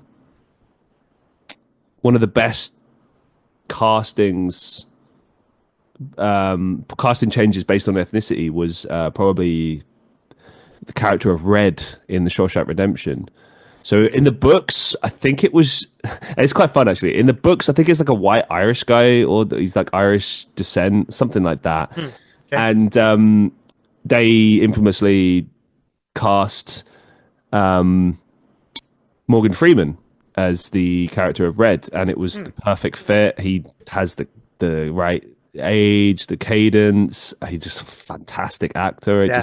It worked on so many levels. He has great chemistry with Tim. It just perfect casting. And there's a scene in it. It's quite funny. So it's quite early on. He introduces himself. He's like, "Oh, my name's Red," and he's like, "Why do they call you that?" And he just kind of stands and just like considers it for a second and goes, "Maybe it's because I'm Irish." And just keeps throwing like this baseball, and I'm like, Yeah. that was like a fun little acknowledgement of that. But Yeah. it was fun, and like, did it change the character? No, not at all, because it didn't really matter if he was black or white or whatever. What mattered is can I believe that this character is this kind of crooked guy who is a guy who can get you anything you want kind of thing, and there's a man of the people kind of vibe. Good characters, man. That's what you have to focus Right. on in Right. storytelling. Yeah, absolutely. Good characters in interesting situations, challenging situations, with real stakes Yes. that have to be handled, and with real consequences that have to be either pursued or avoided. Um, and that's I think one of my main complaints of a lot of modern stories is just there's nothing's at stake. There is no consequence. I mean, you look at Star Wars. If somebody falls down a pit in Star Wars, they're more likely to survive and come back than actually be dead. Yeah, I And know. so it's like there's no consequence there, I right? agree. Lightsabers used to kill people with one touch, and now lightsabers are just, oh, look at that, I was healed, and You there's no more know, consequences. sorry, I know you're talking about Boba Fett as well. The thing that irritated me more about that was not even that he survived, it was the fact that they changed one of the most ruthless, merciless bounty hunters of all There you time go. into this peacekeeping Yeah, civilization warden. building. Yeah, Yeah, like suddenly he's really, like just well mannered and like, oh, I want to protect my people and, I want to right the wrongs of Jabba the Hutt. Like, fuck off. He used to work for yeah, Jabba the Hutt. What do you yeah, mean? exactly. Like, You what? are the wrongs. Yeah, Like, why couldn't they just make him just keep him as badass? right, right. Like, I hate that's a perfect example of changing a character to fit some narrative you're trying to put out there. Like, fuck that. No, Yeah, like keep yeah. the character to what the character is supposed to be. Hmm. And unless look, if you're going to change a character and rewrite a character, great, but you have to make it logical. If people are expecting a certain thing based on what the previous story has told them, to then completely change it is like it throws a lot of questions. Yeah, it breaks the story. It breaks the enchantment. And Tolkien actually talked about this. I keep referring to his essay on fairy stories, but he called it an inner consistency of reality. And it's Mm, like if the rules of that world have to be respected, and if they're not, if the story does not respect its own rules, then we can't engage with it. It breaks it for us. We're not enchanted anymore. And that was like Tolkien's like pinnacle of good storytelling is we actually feel enchanted, like we are spellbound by a story, And if you don't have that inner consistency of reality, that breaks it. And then we like have to go back down to just what he called mere suspension of disbelief, right? Like where we actually realize that we're engaging with a fiction, piece of fiction, a story, and we're not absorbed and into it and enchanted by it. So I still have a million questions for you. However, we've been talking for over 2 hours. Yes, that's true. That's true. Time has So flown. here's what we're gonna do. I'm gonna wrap up this episode, and we're gonna do another episode. What do you We think? can do that. We can do that. Yeah. Are you game for it? Yeah, let's do it. Yeah, Let's do because it. I honestly feel like we've barely touched the iceberg Uh-huh. of what we could talk about, and Yeah. I honestly I've asked you probably about 20% of the questions I have. I've barely gotten into the ones that Vilma sent me, but this has been a fantastic show because not only have we gotten to speak about Lord of the Rings and Tolkien, but also just like the life lessons and what you can learn from it. And I really wasn't expecting that at Mhm. all.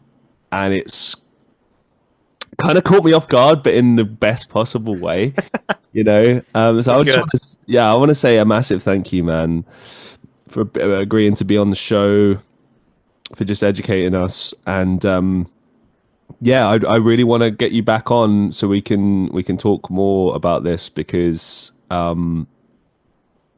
it's brilliant. Yeah, You know what I mean? it is brilliant. It's fascinating, and for me, it's like I once heard it articulated as the philosophy of Tolkien, right? And that for me is what's really motivates me, what really inspires me. And I love the questions you've posed. And Vilma, great questions, Vilma. Thank you, Vilma. And for any of your listeners who felt a little bit inspired by this conversation, like these are the types of conversations I try to bring you in the Lore of the Rings podcast. So if Yes. you're interested in that, head over to ringspodcast.com/follow. You can find your favorite podcast player there. Keep listening to Christian and all the great storytelling conversations he has, and then come on over and wander Middle Earth with me with Lord of the Rings. Yeah, that's one of the things I want to explore, and just because of time, we didn't get to explore because that's a whole other thing. Uh, so Yeah, in the next part, we're going to explore that as well. Thank you so much, man. I can't wait to continue this conversation yeah, with you. Thank you so yeah. much. Let's do it again. Thank you, Let's do Christian. it. And to all the listeners of the Christian Reeve podcast, I hope you enjoyed this as much as I did. Like I said, I'm just itching to get the next part up as well. So thank you so much. Be safe, be well, and I'll see you in the next one.